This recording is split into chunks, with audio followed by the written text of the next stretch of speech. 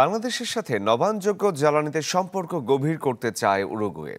সন্ধ্যায় এক সেমিনারে এমন আশা প্রকাশ করেন দেশটির রাষ্ট্রদূত আলবের্ট গুনেই। তিনি জানান, নবায়নযোগ্য জ্বালানিতে বিশ্বে দ্বিতীয় অবস্থানে তার দেশ। জবাবে বাংলাদেশের সাথে উরুগুয়ের সম্পর্ক উন্নয়নে ভিসা চালুর বিকল্প নেই বলে মন্তব্য করেন পররাষ্ট্র মন্ত্রণালয়ের সচিব রিয়াজ হামিদুল্লাহ। তিনি বলেন, শুরুতে সবার জন্য উন্মুক্ত না হলেও স্বল্প পরিসরে ভিসা দেয়া যেতে পারে। এ সময় তৈরি পোশাক এবং চামড়াজাত পণ্য সহ বেশ কিছু পণ্যের বাণিজ্যের সম্ভাবনার কথা জানান পলিসি রিসার্চ এক্সচেঞ্জের চেয়ারম্যান মাসরুর রিয়াজ। রোববার প্রধান উপদেষ্টার সাথে সাক্ষাতের কথা রয়েছে উরুগুয়ের রাষ্ট্রদূতের। Our experience in renewable energy is something that we are already going into the next stage. We have adopted renewable wind energy.